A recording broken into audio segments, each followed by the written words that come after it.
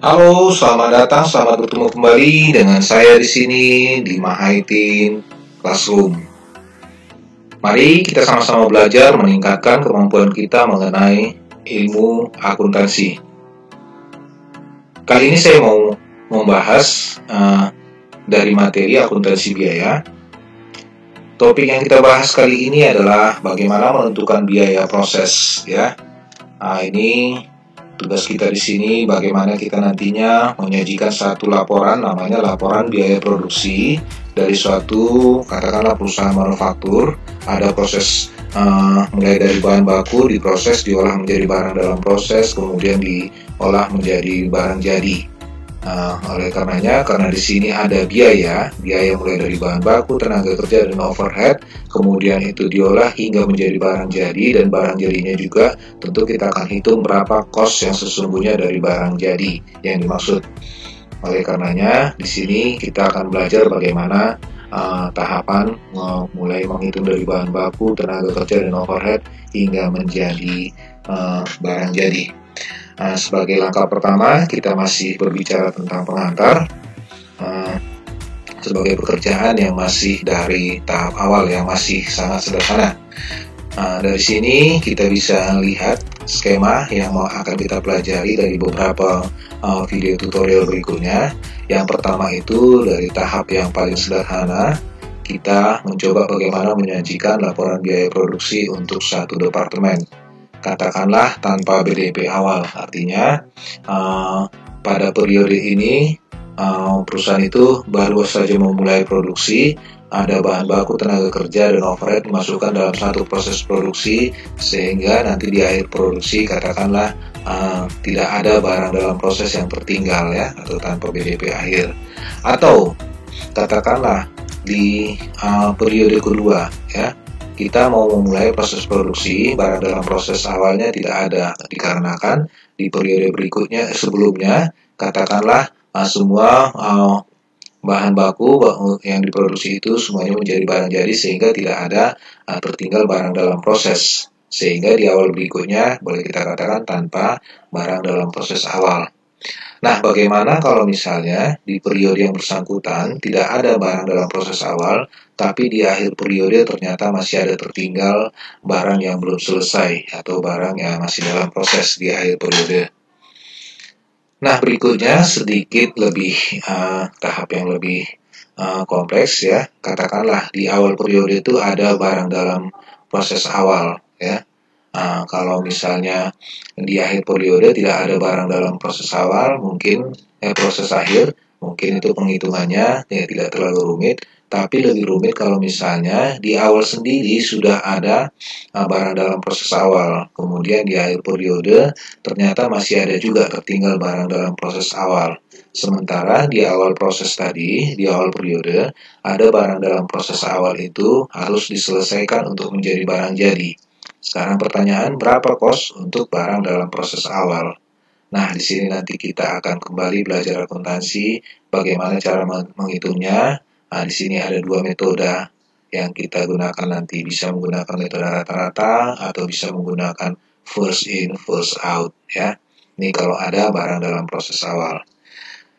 Nah, untuk sedikit yang lebih kompleks lagi, bagaimana kita mau menyajikan laporan keuangan apabila proses produksi itu ada lebih daripada satu departemen. Kita ambil contoh sederhana untuk dua departemen. Kalau misalnya tidak ada barang dalam proses awal, ternyata di akhir periode juga tidak ada barang dalam proses akhir, berarti itu mungkin sangat sederhana, ya. Yang lebih rumit lagi, bagaimana kalau misalnya ada barang dalam proses awal sehingga kita harus melakukan proses produksi hingga menjadi barang jadi, ya. Apalagi nanti di akhir periode ternyata ada lagi barang dalam proses akhir. Sebagian sudah menjadi barang jadi, sebagian lagi masih barang dalam proses akhir. Bagaimana cara menghitungnya dan bagaimana menyajikannya di dalam laporan biaya produksi. Nah, inilah yang menjadi tugas kita dalam beberapa video pembelajaran ini, ya. Baik adik-adik, untuk tahap awal kita coba dari satu departemen.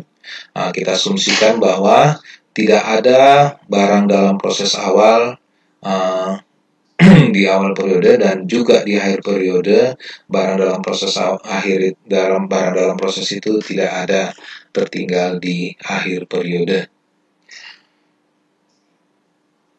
Nah, baik adik-adik, sebelum kita lanjutkan, ya apabila adik-adik nanti merasa bahwa video ini bermanfaat bagi adik-adik sekalian dalam belajar akuntansi, jangan lupa silahkan klik tombol like dan juga tombol subscribe ya, agar channel ini bisa semakin berkembang ya, dan semakin banyak video-video pembelajaran lainnya nanti yang bisa kita hasilkan.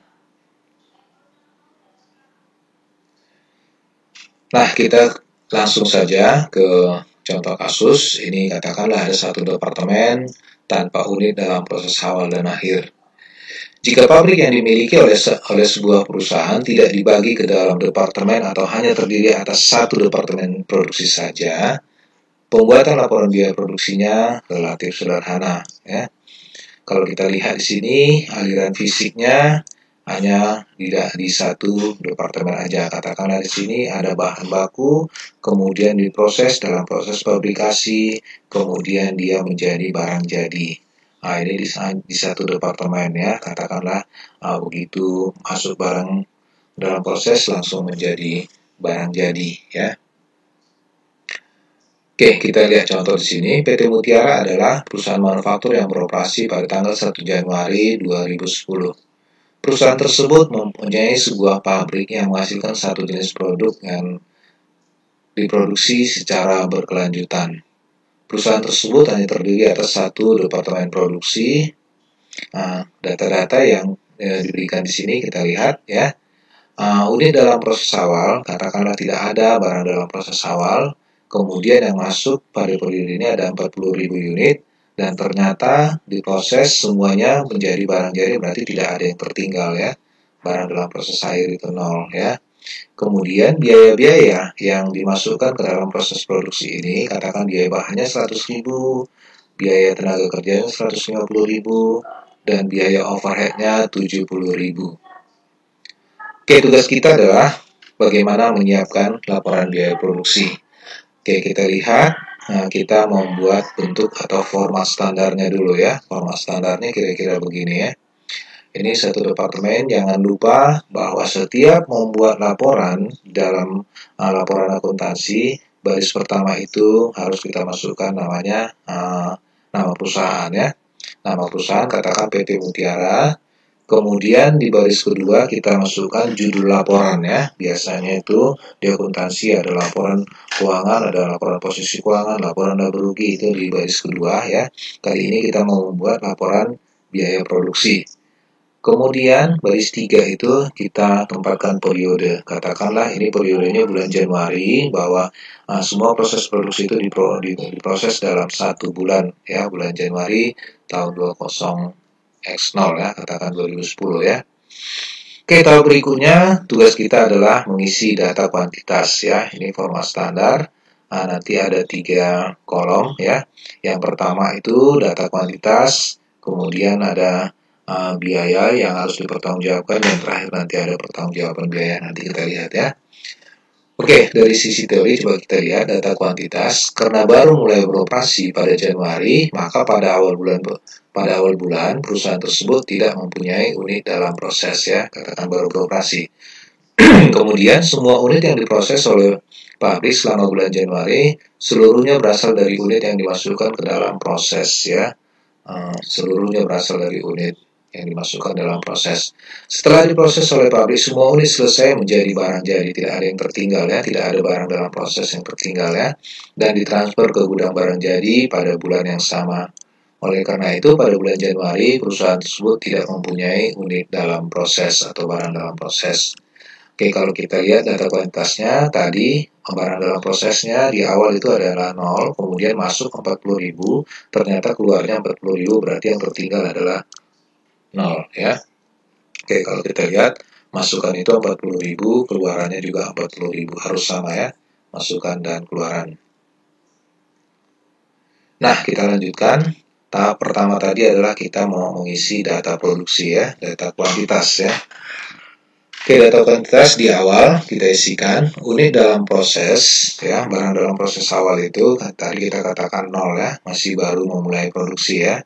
Oke, kita lihat kuantitasnya adalah 0 unit ya. Kemudian unit yang masuk proses bulan ini itu ada sebanyak 40.000 unit.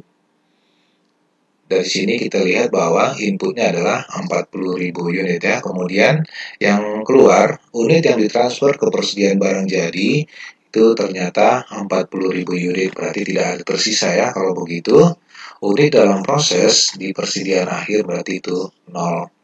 Sehingga kalau kita lihat outputnya totalnya adalah 40.000 unit ya. Oke, tahap berikutnya kita akan menyajikan ya data-data dalam kolom biaya yang harus dipertanggungjawabkan ya.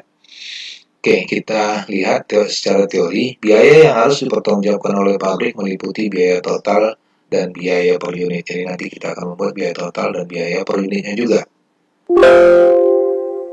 Oke, kemudian jumlah tersebut terdiri atas biaya bahan yang dipakai oleh pabrik. Tadi ada 100.000, biaya tenaga kerjanya 150.000, dan biaya overhead-nya 70.000. Biaya per unit dihitung dengan cara membagi jumlah biaya dengan jumlah unit. Oke, kalau begitu kita akan lihat ya biaya yang harus dipertanggungjawabkan. Tadi kita sudah lihat bahwa biaya yang masuk selama bulan ini ya. Oke, kita lihat biaya bahannya 100.000, biaya tenaga kerjanya 150.000, biaya overhead-nya 70.000, sehingga total biayanya yang harus kita pertanggungjawabkan adalah 320.000 ya. Nah, kita lihat ya kuantitas ya.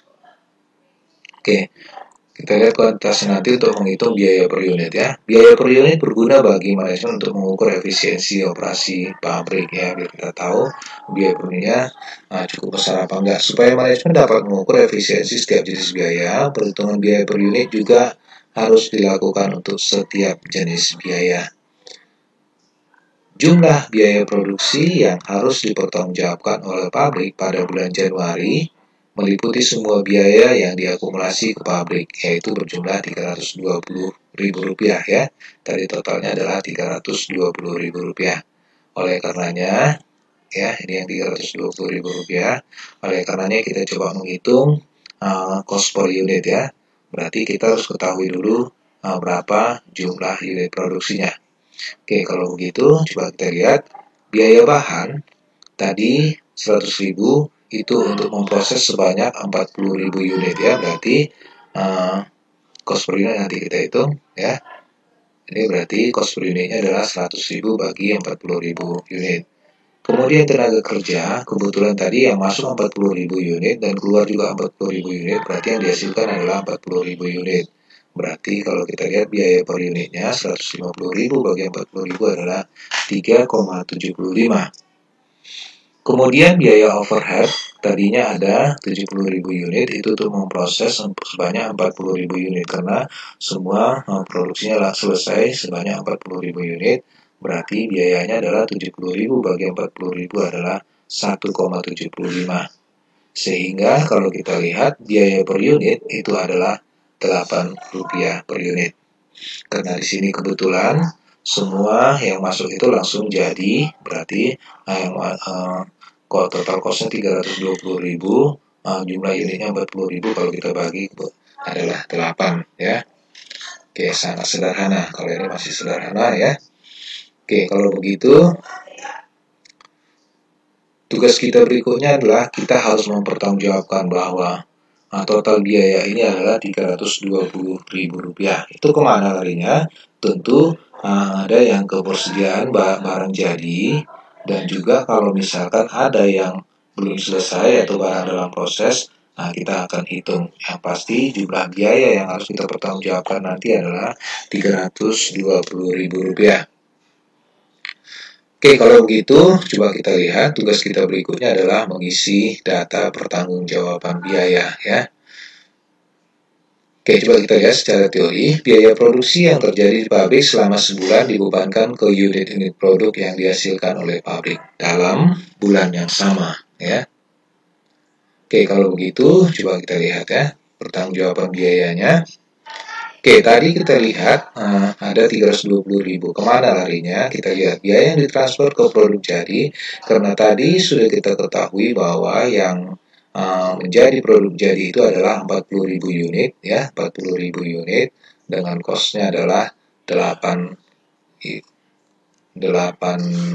rupiah per unit, ya. 8 rupiah per unit berarti total costnya adalah 320.000 rupiah. Nah, kebetulan ini semua input itu 40.000 unit masuk, semuanya menjadi output barang jadi 40.000, berarti ada barang dalam proses akhir itu tidak ada, atau kita katakan 0 unit, ya. 0 unit, sehingga itu kita anggap biayanya dikalikan 0, ya. Oleh karenanya, kita lihat jumlah yang dipertanggungjawabkan adalah 320.000 rupiah. Dan ini harus sama dengan biaya yang sudah pernah dikeluarkan, ya. Sudah pernah dikeluarkan adalah 320.000 rupiah. Yang harus dipertanggungjawabkan harus 320.000 rupiah. Harus sama, ya, angkanya harus sama. Kalaupun misalnya ada perbedaan, itu perbedaan dikarenakan ada perkalian karena ada angka di belakang koma, ya. Itu tidak terlalu besar. Oke, karena biaya produksi sebesar 320.000 tersebut terjadi untuk menghasilkan 40.000 unit selesai, seluruh biaya hanya dibebankan ke unit-unit tersebut, ya, tidak ada ke barang dalam proses, ya. Oke, jumlah biaya yang dipertanggungjawabkan harus sama dengan jumlah biaya yang harusnya dipertanggungjawabkan. Tadi kita lihat biaya yang harus dipertanggungjawabkan adalah 320.000 dan pertanggungjawabannya adalah 320.000.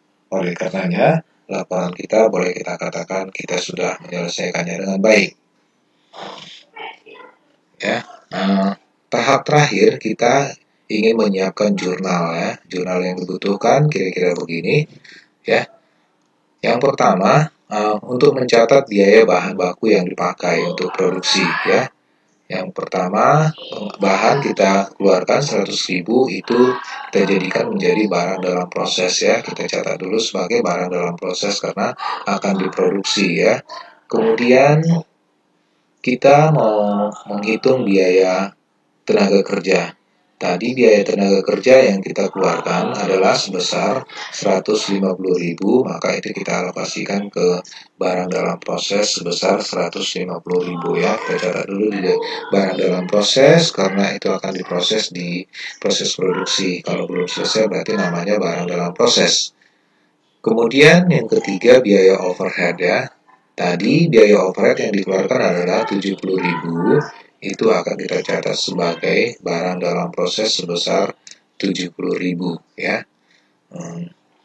Inilah biaya-biaya yang dimasukkan ke dalam proses produksi, dan pada akhir produksi ternyata setelah dicek semua barang dalam proses itu menjadi barang jadi. Berarti total keseluruhan ini 100, 150, dan 70, atau itu 320.000 rupiah itu menjadi barang jadi. Maka barang dalam prosesnya kita kredit atau kita keluarkan sebesar 320.000 dan dia menjadi barang jadi, ya, yang ditransfer ke gudang persediaan barang jadi.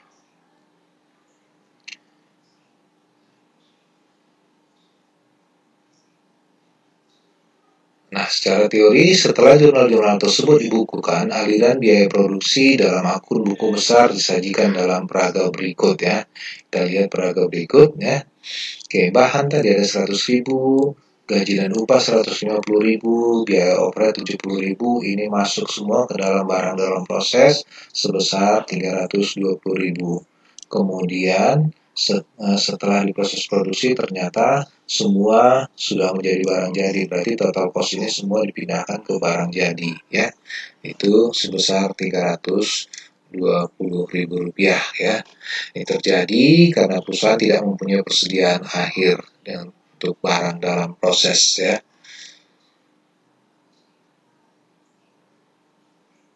Oke, demikian adik-adik untuk video yang pertama ini. Saya mengucapkan terima kasih atas perhatian adik-adik sudah mau menonton video ini. Nanti untuk selanjutnya saya akan menyajikan video tutorial berikutnya untuk topik laporan biaya produksi satu departemen tanpa unit dalam proses awal, tetapi ada unit dalam proses di akhir periode. Dengan demikian saya mengucapkan selamat belajar buat adik-adik, tetap semangat.